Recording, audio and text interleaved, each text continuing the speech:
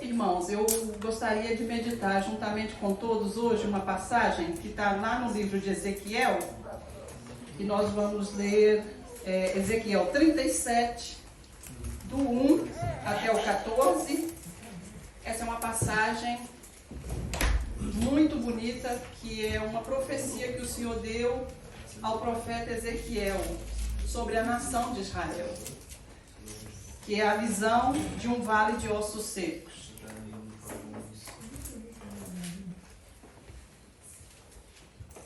A igreja toda achou amém? Amém.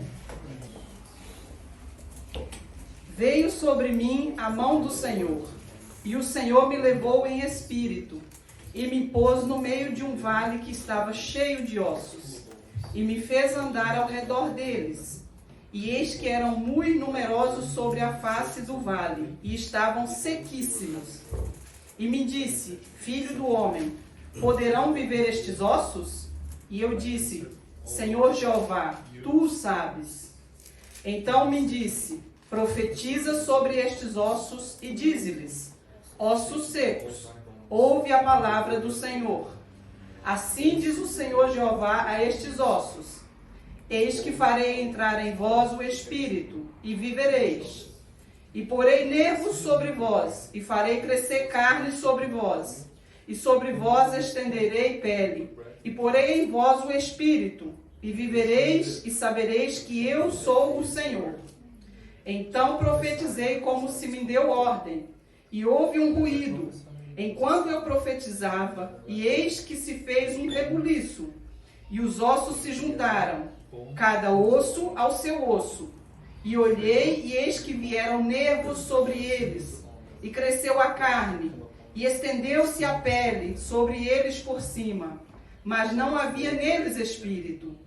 E ele me disse: Profetiza ao Espírito, profetiza, ó Filho do homem, e dize ao Espírito: Assim diz o Senhor Jeová: Vem dos quatro ventos, ó Espírito, e assopra sobre estes mortos para que vivam. E profetizei como ele me deu ordem. Então o Espírito entrou neles, e viveram e se puseram em pé, um exército grande, em extremo. Então me disse: Filho do homem, estes ossos são toda a casa de Israel. Eis que dizem: os nossos ossos se secaram, e pereceu a nossa esperança. Nós estamos cortados. Portanto, profetiza e dize-lhes: Assim diz o Senhor Jeová: Eis que eu abrirei as vossas sepulturas, e vos farei sair das vossas sepulturas, ó povo meu, e vos trarei à terra de Israel.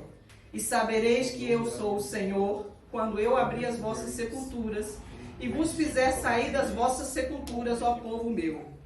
E porei em vós o meu espírito, e vivereis, e vos porei na vossa terra, e sabereis que eu, o Senhor, disse isso e o fiz, diz o Senhor.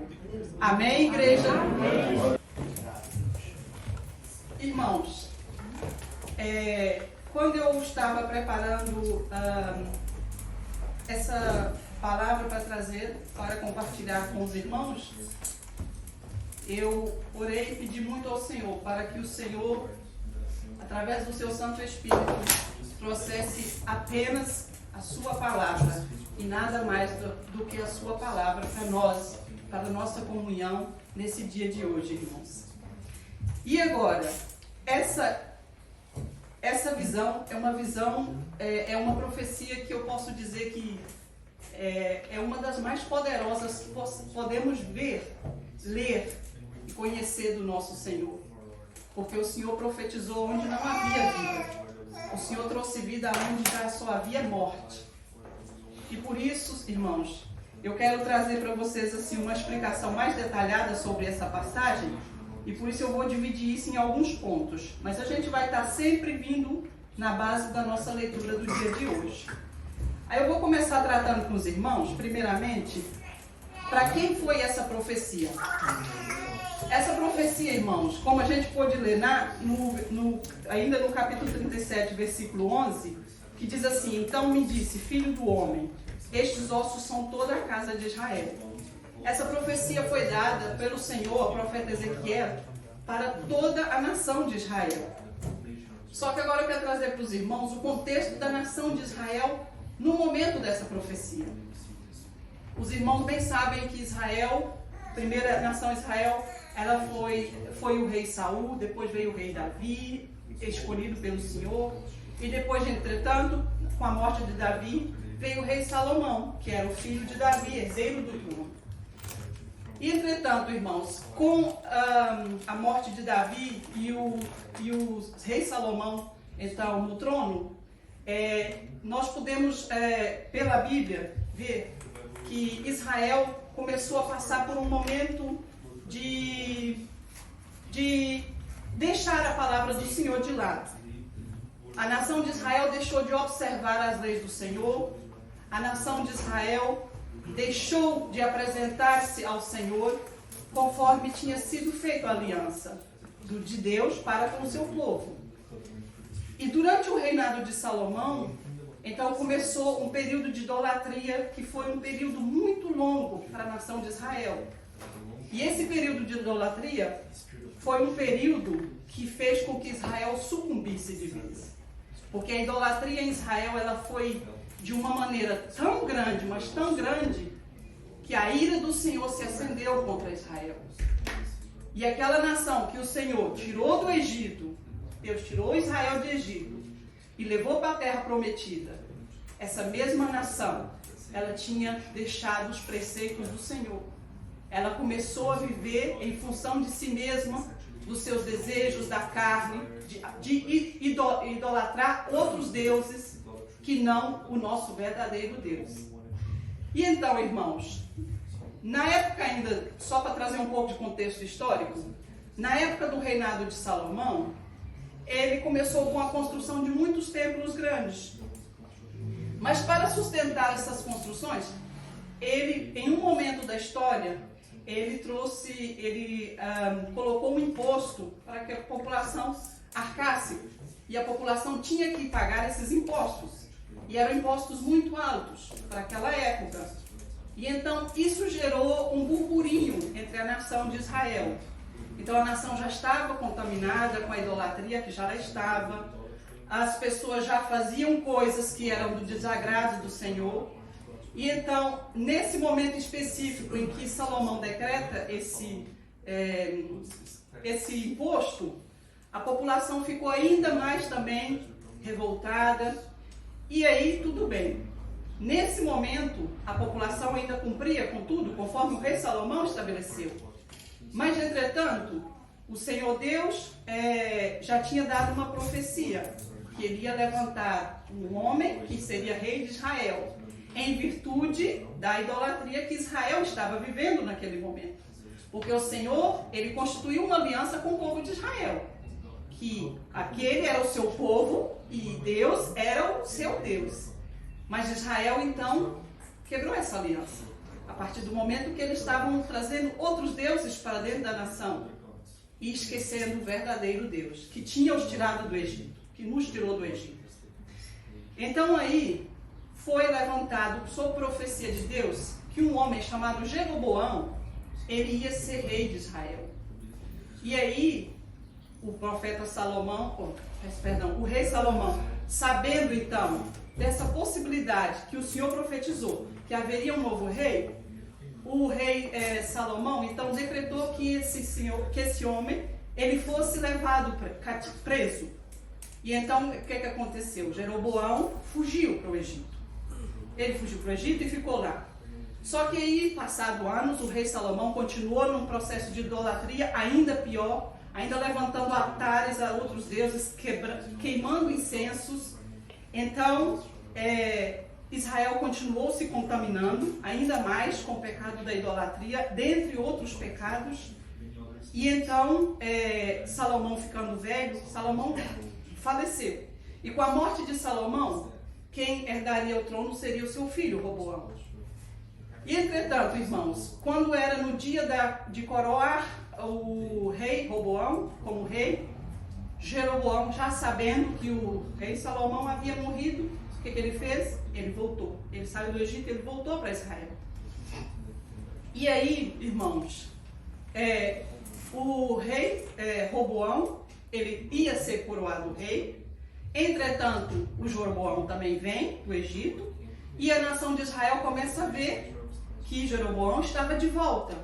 E eles estavam ainda com aquele sentimento de descontentamento para com o rei.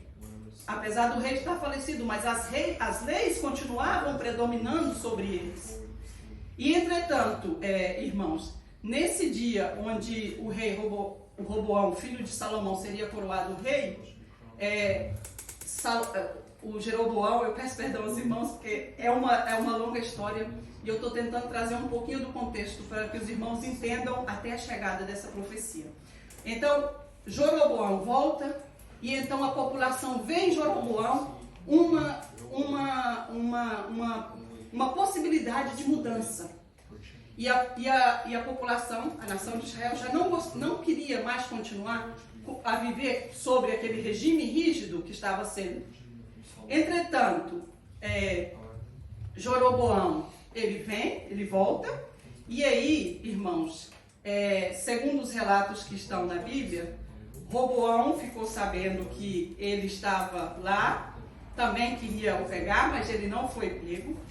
E então, irmãos, nesse tempo do processo da coroação do Roboão, a população virou para o Roboão, foi coroado rei, e a população então se apresentou perante o seu novo rei e perguntou: o seu pai nos impôs aqui impostos muito altos e nós não conseguimos continuar com isso, nós queremos que o senhor agora veja para a nossa necessidade, atenda às nossas necessidades. E o rei Roboão, já coroado, então ele vai ter com os anciãos, que já eram anciãos que davam conselhos ao seu falecido pai, o rei Salomão, que buscavam conselhos perante a palavra de Deus. E os conselhos desses anciãos foram para que ele, categoricamente, ouvisse as pessoas e abaixasse os impostos e fosse um pouco de encontro com a necessidade das pessoas. Mas Roboão, diz-se aqui na Bíblia, segundo Reis, os irmãos depois vão ter que ler Reis, Jeremias, Ezequiel, porque é uma longa história. Roboão, ele comete um pecado grave.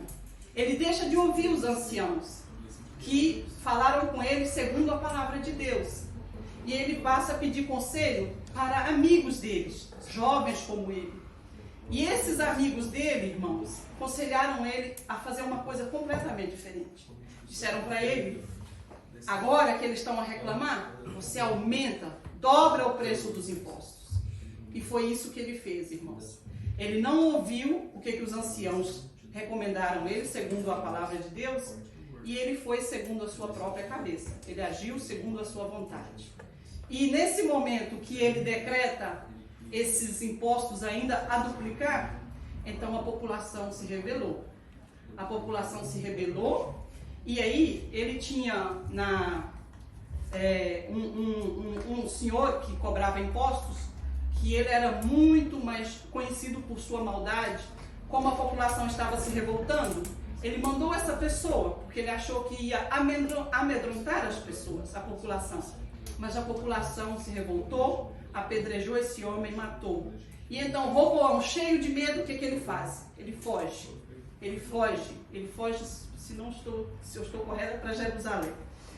Então, irmãos, nesse período que ele foge, o que acontece? Jeroboão vem, ele já estava lá, mas já a população então o coroa, o elege como rei de Israel. E ele é coroado rei, e ele fica sendo rei. Só que Roboão, que é o filho de Salomão, ele pertence à tribo de Judá. E a tribo de Judá não se rendeu a Jeroboão. A tribo de Judá, assim conforme a palavra do Senhor, ela manteve-se fiel à casa de Davi. E essa, juntamente com a tribo de Benjamim, foram as únicas que ficaram em favor do rei Roboão. Mas ele fugiu. Então Israel estava nesse momento sob o controle total de Jeroboão. Então, irmãos, Jeroboão é coroado rei, mas o templo onde tinha a Arca da Aliança, onde as pessoas adoravam o Senhor, ela ficava na tribo de Judá. Peço perdão. Nesse momento que Jeroboão é coroado rei, Israel se divide em 2 reinos. E ele deixa de ser uma nação, assim como já tinha sido. E ele passa a ser, então, o reino do norte, que é Israel, governado por Jeroboão, e reino do sul, constituído pela tribo de Judá e Benjamim, que então era o rei Roboão. Entretanto, as outras tribos foram de encontro com Jeroboão e eles estavam então todos em conjunto, de acordo. Mas as pessoas tinham que adorar a Deus. E o templo de adoração do Senhor ficava exatamente lá no sul, no reino do sul. Então, por causa disso, irmãos, o rei Jeroboão, na sua pequenez, ele passou a pensar nele. Deus o elegeu, Deus deu uma profecia para ele ser rei de Israel, exatamente para ele tirar toda aquela idolatria que estava dentro de Israel, contaminando Israel. Mas o que ele faz? Ele vai e ele, com medo que as pessoas do reino do norte, ao irem para o reino do sul para adorar a Deus, depois deixassem de vê-lo como rei e passassem então a fazer conforme no reino do sul, passassem a se prostrar perante o reino do sul, o rei do sul, o rei Roboão. O que ele faz? Ele decide então fazer 2 altares com 2 bezerros para ser templo de adoração. E por isso eu vou pedir o João para abrir, por favor, João, em 1 Reis 12. 1 Reis 12.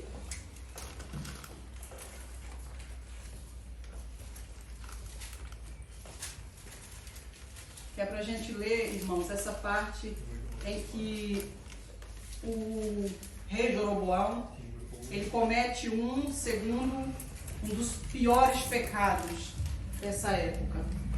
12, do 26 ao 28. E aqui nessa passagem bíblica nós vamos ler então. E disse Jeroboão no seu coração: agora tornará o reino à casa de Davi. Se este povo subir para fazer sacrifícios na casa do Senhor em Jerusalém, o coração deste povo se tornará a seu senhor, a Roboão, rei de Judá.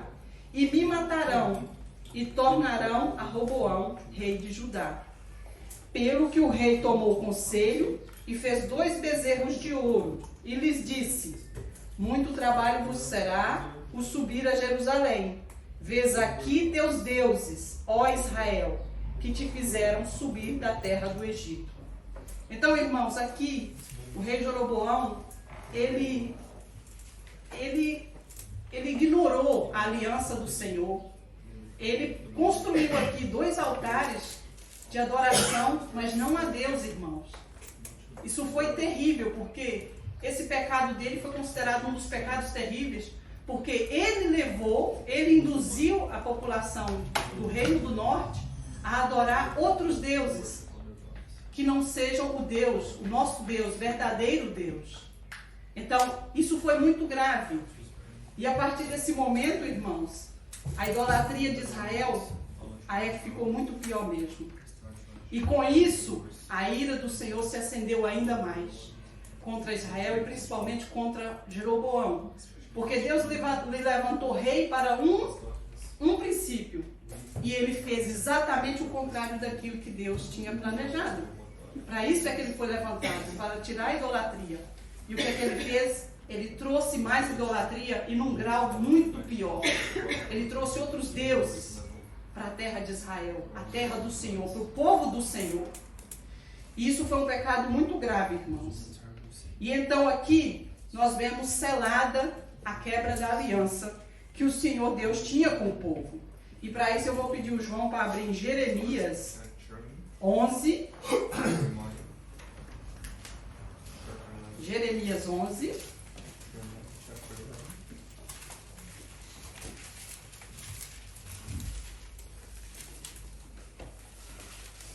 Jeremias 11, o versículo 3, o versículo 10 e o versículo 12. Então, no versículo 3, irmãos, nós lemos aqui que diz assim: dize-lhes, pois, assim diz o Senhor, o Deus de Israel: Maldito o homem que não escutar as palavras deste concerto.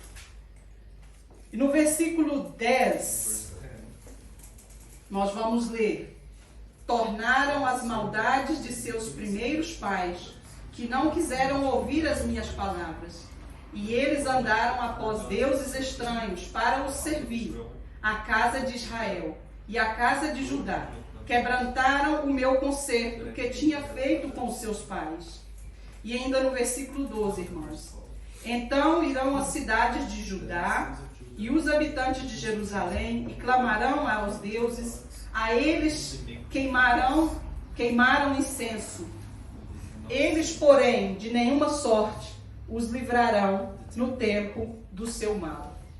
Então aqui, irmãos, nós estamos vendo o Senhor falar claramente do pecado da nação de Israel. Israel se corrompeu. Israel esqueceu o seu verdadeiro Deus. Eles agora adoravam a outros deuses. E isso fez com que o Senhor se irasse muito contra Israel. O Senhor Deus tinha tirado a nação da escravidão lá no Egito, o seu povo. Trouxe para uma terra prometida.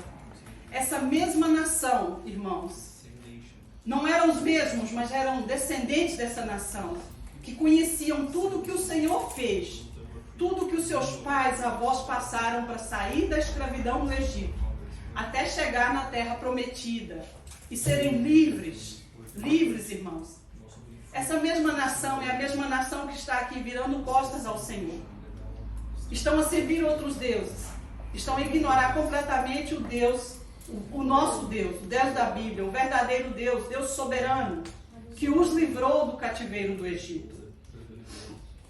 Então, irmãos, com toda essa idolatria, Israel estava completamente contaminada, as pessoas adorando a outros deuses. O que é que aconteceu a seguir, irmãos? Israel dividido em dois reinos, e passou assim durante muito tempo. Israel, assim como o Senhor, quando o Senhor acendeu a sua ira contra Israel, o Senhor permitiu que Israel fosse levado outra vez cativo. E então, nos relatos da Bíblia também, ainda nos livros de Reis, de Ezequiel e de Jeremias, irmãos, vocês vão encontrar que Israel foi tomada cativo pelo reino da Babilônia, pelo rei Nabucodonosor. Esse rei, ele veio e ele tomou Israel. Ele tomou Israel e ele levou Israel cativo, os hebreus cativos para a Babilônia.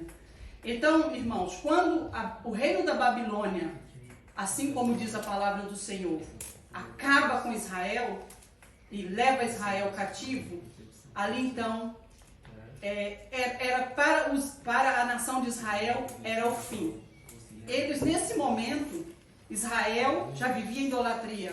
As pessoas estavam completamente, já tinham esquecido de Deus, do nosso verdadeiro Deus. E eles foram então tomados pelos babilônios e levados cativos. Então, para eles, aquilo ali significou o fim. Eles não tinham mais esperança. Para eles, eles não viam uma possibilidade de mudança de vida. Porque não havia sequer, eles não estavam mais em comunhão com Deus. Eles viviam completamente dentro de si próprios, dentro dos desejos deles. E então, irmãos, nós podemos confirmar, então, o rei Nabucodonosor, ele toma a Babilônia, toma Israel e leva os israelitas cativos. E aí é exatamente nesse momento que o profeta Ezequiel também foi levado cativo para a Babilônia, que nós vamos ver, irmãos, segundo Ezequiel 37, eu vou voltar a abrir lá em Ezequiel 37, quando o Senhor profetiza a Ezequiel, o Senhor fala com Ezequiel, essa mensagem dessa visão, irmãos, o Senhor está comparando a nação de Israel exatamente aqueles ossos secos. E por isso eu vou pedir os irmãos para abrir de novo lá em 37, no versículo 11, na primeira parte. Quando ele fala, né? Para quem é essa profecia? Filho do homem, estes ossos são toda a casa de Israel. E por que o Senhor, então, está comparando a nação de Israel a esses ossos secos, irmãos? Naquele vale onde o profeta Ezequiel foi levado em visão pelo Senhor, era um local chamado um vale e havia somente ossos secos. Muitos ossos e muitos secos. E ossos espalhados. Então, assim, irmãos, Israel, como é que se encontrava a nação de Israel? A nação de Israel encontrava-se dividida. E a nação de Israel encontrava-se, irmãos, espiritualmente mortos. Mortos para Deus. Porque eles ignoraram a palavra de Deus. Eles desobedeceram a Deus. Eles passaram a viver sobre pecado, irmãos. Por opção. Porque eles sabiam exatamente o que aquele Deus era capaz de fazer. Mas eles escolheram outros deuses. E então aqui, irmãos, voltando um pouquinho para essa parte do vale. O vale de ossos secos. Enquanto eu meditava nessa palavra, irmãos, eu fiquei... eu não tenho isso da Bíblia, mas eu fiquei imaginando. Um vale de ossos secos, com tantos ossos. Isso só podia ser um local onde havia batalhas. E nesse local de batalhas é onde havia muitas mortes. Então tudo que nós temos desse vale é que era um local sombrio, um local frio, um local sem vida, um local onde não havia nada. E fisicamente falando, irmãos, quando a gente sabe que a morte está, onde está a morte, então quer dizer que acabou a esperança. Fisicamente, quando a gente fala alguém morreu, então a gente sabe que para aquela pessoa acabou. A morte representa o fim de tudo. Já não há mais esperança. E aqui, irmãos, o Senhor está falando para o profeta Ezequiel que... Eu peço perdão. Aleluia. Louvado seja o seu nome, Deus. Que a nação do Senhor virou costas para ele. Eles estavam espiritualmente mortos, irmãos. Eles não tinham mais esperança. Eles não tinham mais... para eles era como se fosse o fim da linha. Espiritualmente eles chegaram num ponto de estar tão afastados do Senhor que eles sequer sentiam esperança. Eles não tinham esperança. Irmãos, a gente quando deixa de sentir esperança, se a gente pensar, quando a gente deixa de sentir esperança, é porque a gente já está bem afastado do Senhor. A gente está bem longe dos caminhos do Senhor. E foi exatamente isso que a nação de Israel fez com o Senhor. E aqui também, na parte 37, 11b, que é onde fala das pessoas. O Senhor dizia ainda assim, o profeta: eis que dizem, os nossos ossos se secaram, e pereceu a nossa esperança. Nós estamos cortados. Eu li uma outra versão que também aparecia, em vez de cortados, exterminados, acabados. Então, era assim que o povo de Israel se sentia. Acabado, destruído, sem possibilidade de um recomeço.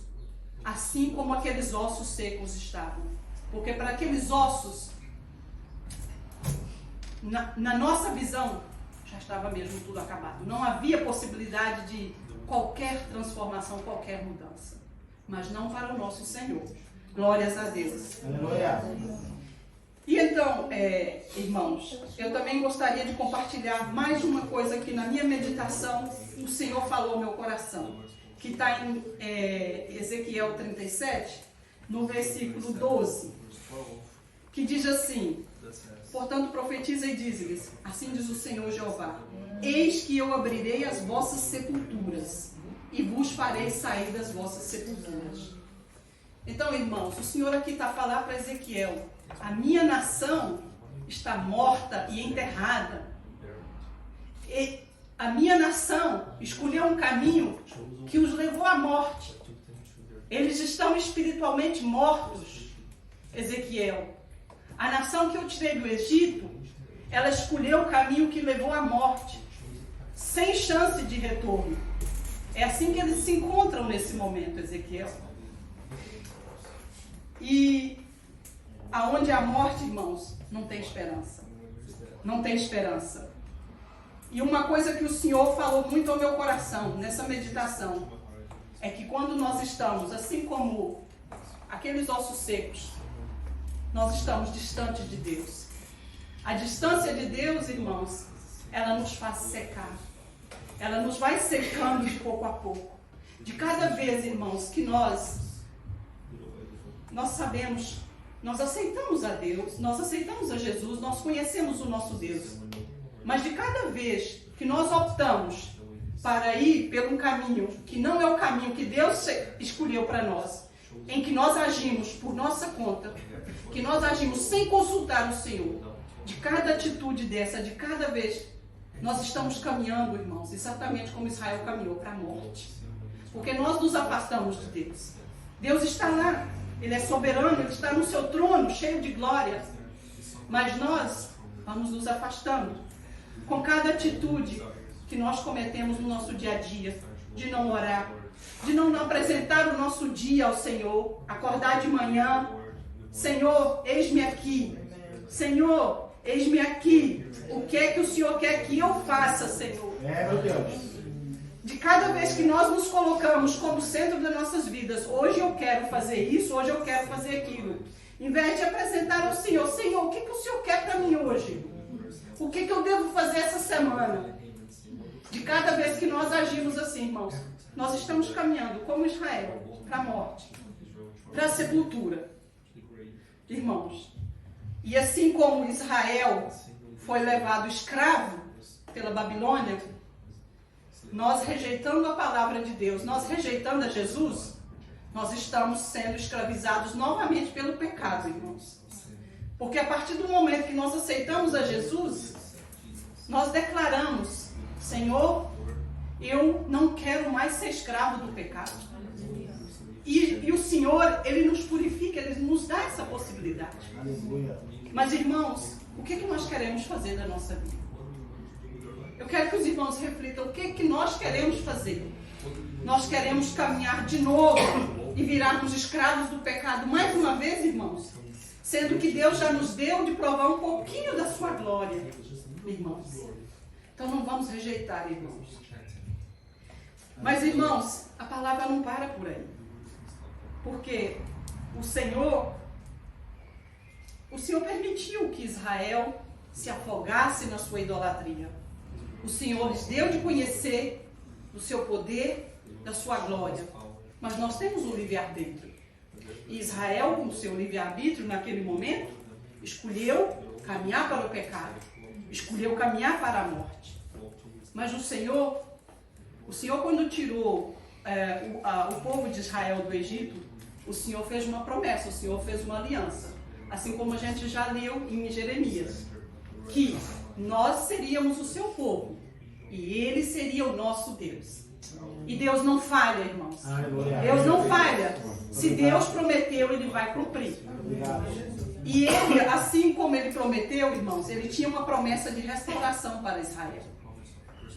Aquele Israel que Ele tirou do Egito, mas que quebrou a aliança com Ele, por livre-arbítrio, o Senhor tinha promessa para eles.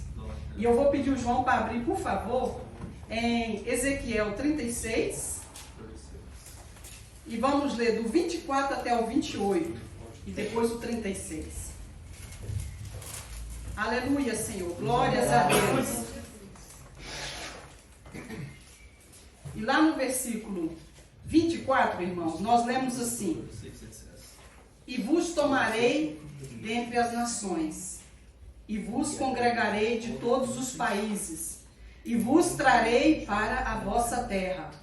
Então espalharei água pura sobre vós, e ficareis purificados de todas as vossas imundícias e de todos os vossos ídolos. Vos purificarei.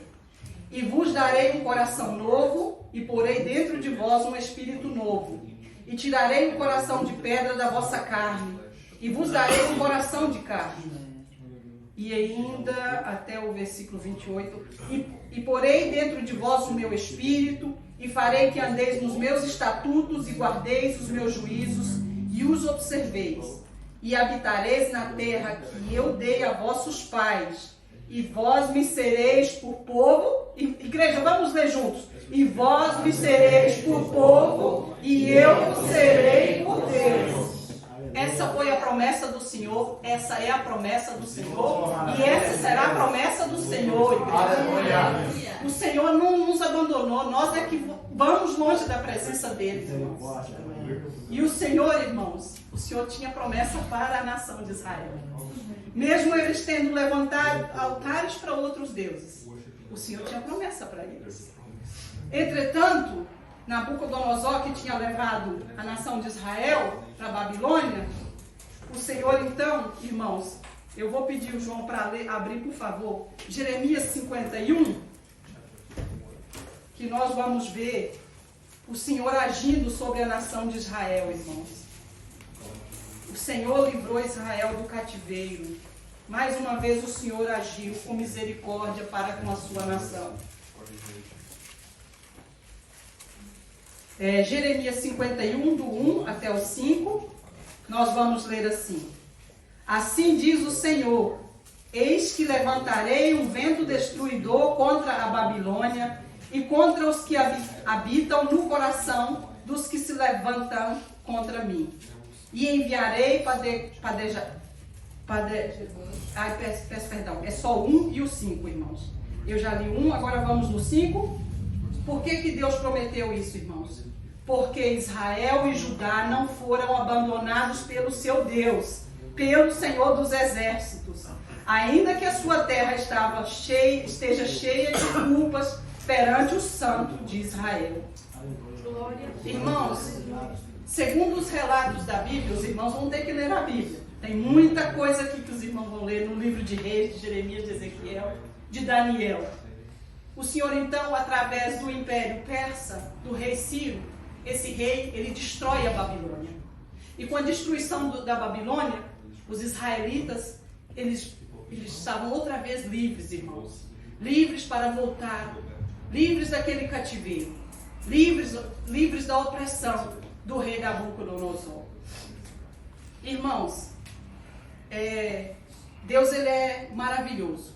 Deus, ele é misericordioso. Porque muito pastor fala conosco aqui. O Senhor Deus, ele é misericordioso porque ele não nos dá aquilo que a gente merece. Porque o que a gente merecia era a morte. Mas o Senhor nos dá uma chance de reconciliar com Ele. O Senhor deu uma chance de reconciliação para a nação de Israel. E o Senhor nos dá a cada dia uma chance, ó, irmãos, para nos reconciliarmos com Ele. Mesmo, irmãos, nós nos desviando dos seus caminhos, nós não sendo obedientes a Ele, nem a palavra dEle. Ele nos dá uma chance, irmãos. E eu, irmãos, queria voltar só um pouquinho ainda em Ezequiel 37:10. Essa passagem é linda demais, irmãos. É muita misericórdia do Senhor. 37:10, que diz assim: e profetizei como ele me deu ordem. Então o Espírito entrou neles e viveram e se puseram em pé, um exército grande em extremo. Irmãos, glórias a Deus. Naquele vale aonde só havia morte, o Senhor trouxe vida. O Senhor reuniu Israel. Israel estava dividida entre duas nações. O Senhor reuniu o seu povo. O Senhor pegou aqueles ossos secos e restaurou. Aonde havia morte, Ele trouxe vida. E Ele formou um grande exército. E esse mesmo Deus que profetizou para aquele vale de ossos, onde havia morte, que Ele trouxe vida, é esse mesmo Deus que está nos agora dizendo: irmãos, meus filhos, venham a mim, porque o dom da vida quem tem sou eu. Somente eu. Louvado seja o Pai. Aleluia, Senhor. Muito obrigado. Glórias a ti, meu Pai. Aleluia. Muito obrigado, Senhor. Continua falando. Aleluia, Senhor. É maravilhoso poder sentir a presença maravilhosa do Senhor. Muito obrigado. E glórias a Deus, irmãos. Santo e poderoso. Irmãos, na minha meditação, uma coisa que o Espírito Santo deixou muito claro no meu coração é que em nenhum momento, aqui quando a gente lê essa passagem, Em nenhum momento a gente lê que a nação de Israel estava arrependida, que eles se prostravam aos pés do Senhor, humilhando-se, humildes, pedindo ao Senhor misericórdia. Não. Então, irmãos, aqui era dom de Deus. A vida que o Senhor trouxe, esse renovo espiritual que o Senhor trouxe para a nação de Israel, isso é dom de Deus.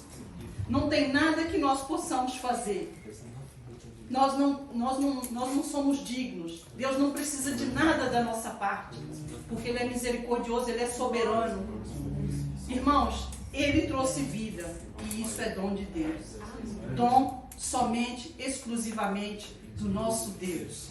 O mesmo Deus que agiu aqui, o mesmo Deus que está agindo conosco, e o mesmo Deus que continuará agindo, irmãos, a cada dia. Muito obrigado, Senhor. Irmãos, uma oração que eu fiz para mim e que eu faço para nós enquanto igreja, é que assim como Deus restaurou aqueles ossos secos, que Ele trouxe vida, os ossos não tinham nada, e o Senhor levou vida àqueles ossos. O Senhor levou vida aonde ninguém imaginaria poder haver vida outra vez. Esse mesmo Deus, irmãos, é o Deus que vai trazer restauração para mim, para você, para cada um de nós. É esse mesmo Deus que vai restaurar o que for preciso restaurar, irmãos. Para esse Deus não existe pequeno nem grande, nem impossível nem não impossível. Deus é Deus. Irmãos, apresente a Deus. Se você está doente e é isso que está te tirando de estar na presença de Deus, apresenta. Põe nos pés do Senhor. Se é um familiar, apresenta, irmãos. Para Deus não tem nada. Coisa da nossa cabeça. A gente fica pensando muito. Não temos que pensar, temos que nos dirigir para os pés do Senhor. É isso que nós temos que fazer. É esse convite que Deus nos faz através dessa palavra. Apresenta tudo. Porque eu restauro o que for preciso para que vocês estejam de novo comigo. É isso que o Senhor quer de nós, irmãos. E também, irmãos, eu queria compartilhar com vocês que o Espírito Santo falou muito ao meu coração, né? O Senhor não precisa de nós para nada. E glórias ao santo nome de Deus, que Ele é poderoso e majestoso. Mas o que é que nós podemos fazer? De que maneira nós temos que apresentar ao Senhor? E para isso nós vamos voltar lá em Ezequiel, no 36, 26. Que lá nós vamos encontrar a resposta. No 36, 26 diz assim: e vos darei um coração novo, e porei dentro de vós um espírito novo. E tirarei o que, irmãos? O coração de pedra da vossa carne. E vos darei um coração de carne. Irmãos, o Senhor está nos falando. Coração de pedra não chega na sua presença. Por quê, irmãos? Porque coração de pedra não sente nada. Não tem emoção, não tem vida, não tem nada. Nós precisamos de um coração novo, irmãos. De um coração de carne. Um coração, irmãos, o nosso coração de carne, ele é através dele que flui o sangue, que vai ao nosso corpo, que leva vida ao nosso corpo. Mas o nosso coração espiritual, irmãos, é Jesus, o nosso sangue. É o sangue de Jesus que flui no nosso coração espiritual. Porque é no sangue de Jesus que nós podemos nos apresentar aos pés do Senhor hoje. É através desse sangue, irmãos. Então, irmãos, se o nosso coração não está bom, se o coração está fraco, se o coração está de pedra, não importa como é que está o nosso coração, o meu coração, o seu coração. Para Deus, apresenta. Porque Deus já nos fez o convite, Ele já nos disse, Ele vai nos dar um coração novo. Ele vai tirar todo o impedimento. Mas para isso, irmãos, nós precisamos nos arrepender e nos apresentar perante Ele com humildade. Porque Ele é que é o nosso Deus. Ele é que é o dono das nossas vidas. Aleluia, irmãos. Senhor, muito obrigada, Senhor. Na meditação dessa palavra, Senhor, eu me emocionei muito. E aqui na parte que fala do coração, no 26, Eu só me lembrava do hino da harpa. Quando tudo deixares de altar. E eu quero convidar a igreja para cantar esse refrão. Vamos cantar juntos, irmãos. Vamos pôr de pé e vamos cantar esse refrão. Então você consegue colocar para a gente esse refrão? Eu peço perdão que eu não... Aleluia. É maravilhosa a palavra do Senhor, irmãos. Nós estamos aqui, nós viemos aqui hoje para prestar o nosso culto. Nós não viemos buscar algo. Nós viemos dar algo para o Senhor. Então vamos dar, irmãos. Vamos agora apresentar tudo. Vamos cantar juntos, irmãos. Quando tudo perante o Senhor estiver, e todo teu ser Ele controlar,